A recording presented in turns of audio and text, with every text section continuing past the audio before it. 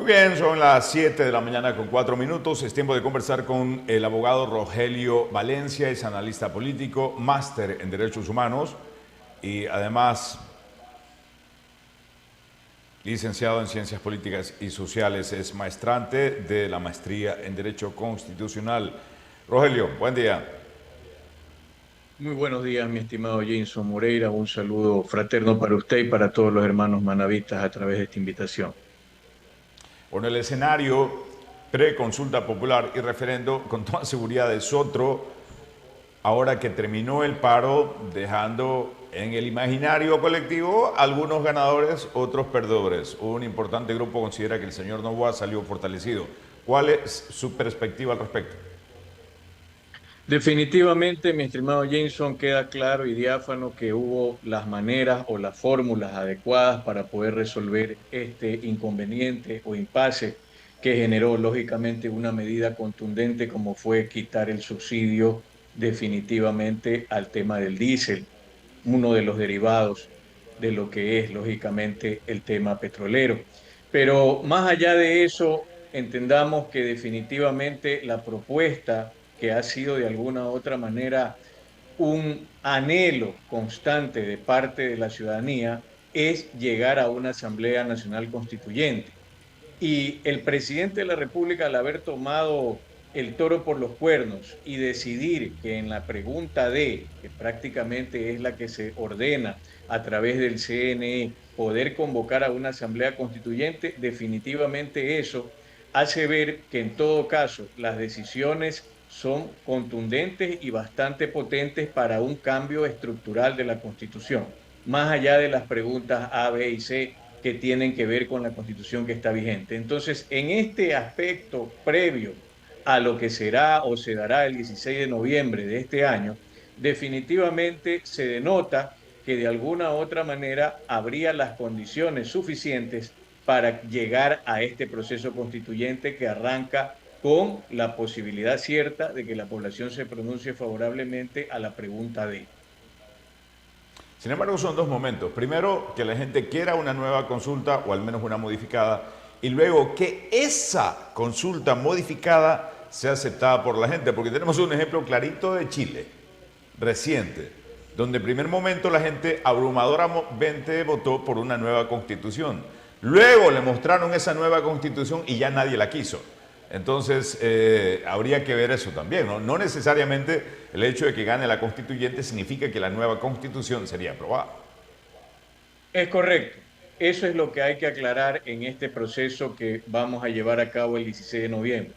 Existen cuatro preguntas. Efectivamente, esas cuatro preguntas se refieren en concreto a cuestiones, las tres primeras, lo que tiene que ver con referéndum.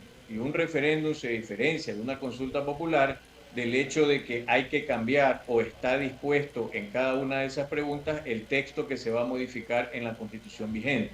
Pero la gente, más allá de querer cambios cosméticos o de maquillaje en la Constitución vigente, lo que desea es un cambio concreto y profundo del texto constitucional. Entonces, dentro de esas preguntas que están no prácticamente determinadas por números, sino por letras, de la A, B, C y D, la D es la que determina ir al primer paso del proceso, que es lógicamente aceptar ir a una constituyente.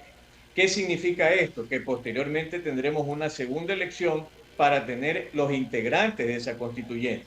Y luego, como usted bien lo explica, el hecho de ir al referéndum para aprobar este proyecto de nuevo texto constitucional que prácticamente superaría al que tenemos vigente en la actualidad. Sin embargo, del ejemplo que usted refiere, Chile tuvo dos convenciones constituyentes y de ese ejemplo lo que hay que sacar a limpio es el hecho de que tanto la redacción que fue cargada por la línea de izquierda como la redacción que fue cargada por la línea conservadora de derecha, lo que se tiene que tener claro es que debe haber una conciliación para evitar justamente el efecto que ocurrió en Chile. En Chile lo que denominaron el referéndum de entrada, que fue lógicamente ir a la Asamblea Constituyente y después elegir a esos asambleístas constituyentes, que allá le denominaron Convención Constituyente, definitivamente terminó en un fiasco cuando los proyectos constitucionales, dos, uno que estaba cargado con temas de izquierda y otro cargado con temas conservadores de derecha, no pasaron posteriormente la aprobación. Ahora, en el Ecuador tenemos un caso sui generis, porque resulta que aún aprobado el texto constitucional, todavía tendremos los rezagos de lo que la norma indica en la actualidad. ¿Por qué? Porque estamos bajo lo que es, lógicamente, un poder constituyente derivado, que es lo que entraríamos, lógicamente, aprobada la pregunta de a tratar. ¿Por qué? Porque está derivado de la Constitución y del ordenamiento jurídico actual. Y eso nos lleva a que aún aprobado y vigente el texto constitucional, el nuevo, ese proyecto al que queremos llegar la mayoría de los ecuatorianos, definitivamente tendrá también que tener una posible revisión de la Corte Constitucional que actualmente tenemos, por una sencilla razón, porque puede verificar el procedimiento que se haya llevado para aprobar esto primeramente en la Asamblea Constituyente y posteriormente, lógicamente, ratificado en referéndum por la población ecuatoriana. Entonces, el proceso es extenso, pero no nos confundamos. Si queremos solamente ir a reformas o enmiendas, vamos a tener más elecciones que, lógicamente, las que están dispuestas para este proceso, que en principio son 3. ¿Cómo cree que la gente esté preparada para recibir esta llamado a las urnas? ¿Será favorable a la consulta? ¿No tanto? ¿Cuál es su perspectiva? Mire, mi perspectiva es que los ciudadanos tienen que dejar de asumir prácticamente visiones prestadas o incluso imposiciones muchas veces de ciertas líneas, partidos u organizaciones políticas.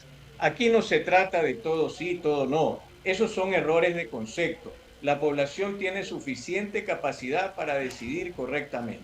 Y en esta consulta, la pregunta más importante es la D. La D es la que tiene que prevalecer por el resto. ¿Por qué? Porque resulta que las otras 3 tienen que ver con el texto constitucional que está vigente y que definitivamente sus cambios solamente pueden ser superficiales, no de fondo. Por eso es que tanto en la pregunta A como la B o la C, el hecho de que gane el sí o de que gane el no no es tan trascendental como en la letra D, en la pregunta D o la pregunta cuarta de este referéndum y consulta popular. ¿Por qué? Porque la letra D, la pregunta de la letra D, es la que determina el inicio de un proceso para sustituir todo el texto de esta Constitución, que no significa empezar a escribirla de cero, por supuesto, pero que tiene que tener cambios de fondo. Porque, por ejemplo, solo para muestra un botón, el tema que tiene que ver con la A, que tiene que ver con las bases militares, perfecto. Esa pregunta lo que hace es reformar un solo artículo, que es el 5 de la Constitución vigente. ¿Y dónde queda el tema de la inteligencia, contrainteligencia, que son cosas de fondo que de alguna otra manera tienen que tratarse mejor?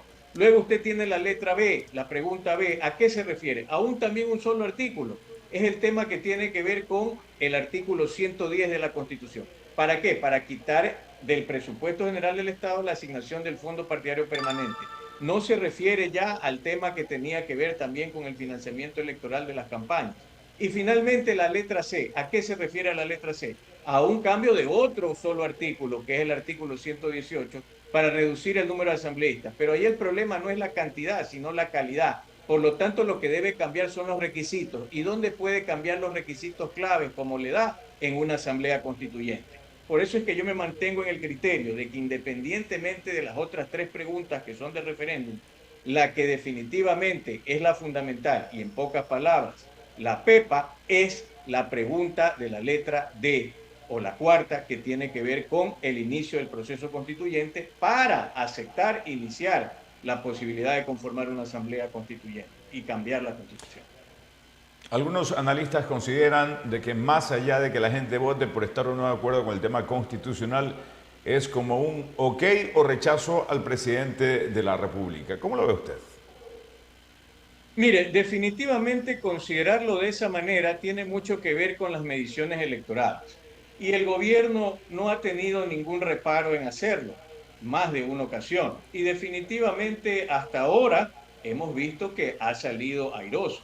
Entonces, en este sentido, lo que es el referéndum y la consulta popular para la ciudadanía debe convertirse en el anhelo fundamental de cambiar el texto constitucional de fondo, no de forma. Más allá de lo que pueda determinar las simpatías o las antipatías que pueda tener el presidente de la República, independientemente de lo que se viene de alguna otra manera delineando. ¿Por qué? Porque estas oportunidades que se le ponen a disposición del pueblo ecuatoriano muchas veces son desperdiciadas por una posición encontrada contra la figura que tiene que ver de quien está ejerciendo el poder. Y eso suele ser, en ya los 195 años de existencia republicana del Ecuador, un error verdaderamente garrafal que no permite avanzar a la ciudadanía, a la población que habita este país, a cosas más trascendentales. Quiero agradecerle, Rogelio, por su tiempo. Qué interesante hablar de estos temas para que la gente vaya teniendo un poco más claro en qué consiste, ¿no? Si bien nos llaman a las urnas casi que cada rato, no es que tengamos la mejor cultura política. Así que le agradezco mucho esta explicación tan didáctica que nos ha dado. Que tenga buen día. Gracias, mi estimado Jinson. Un muy buen día y excelente inicio de semana para todos los hermanos manavitas. Son las 7:15. Una pausa, volvemos.